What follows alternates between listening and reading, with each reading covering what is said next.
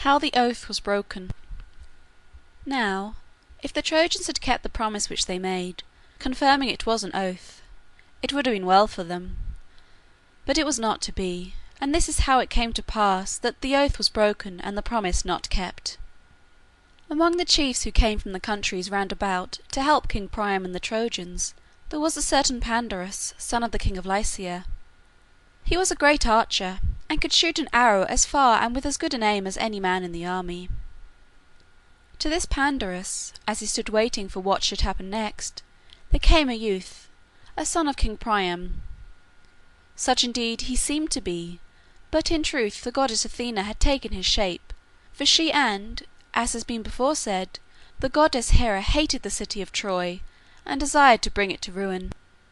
The false Trojan came up to Pandarus, as he stood among his men, and said to him, "Prince of Lycia, dare you to shoot an arrow at Menelaus? Truly the Trojans would love you well, and Paris best of all, if they could see Menelaus killed with an arrow from your bow. Shoot at him as he stands, not thinking of any danger. But first vow to sacrifice 100 beasts to Zeus, so soon as you shall get back to your own country." Pandarus had made a bow out of the horns of a wild goat which he had killed. It was 4 feet long from end to end, and on each end there was a tip of gold on which the bowstring was fixed. While he was stringing his bow, his men stood round and hid him. And when he had strung it, he took an arrow from his quiver and laid it on the string, and drew back the string till it touched his breast, and then let the arrow fly. But though none of the Greeks saw what Pandarus was doing, Athena saw it, and she flew to where Menelaus stood, and kept the arrow from doing him deadly hurt. She would not ward it off altogether, for she knew that the Greeks would be angry to see the king whom they loved so treacherously wounded, and would have no peace with the Trojans. So she guided it to where there was a space between the belt and the breastplate. There it struck the king, passing through the edge of the belt and through the garment that was under the belt, piercing the skin. And the red blood gushed out and dyed the thighs and the legs of the ankles of the king, as a woman dyes a piece of white ivory to make an ornament for a king's war horse. Now Agamemnon was standing near, and when he saw the blood gush out he cried, "Oh, my brother, it was a foolish thing that I did, when I made a covenant with the Trojans, for they are wicked men, and break their oaths. I know that they who do such things will suffer for them.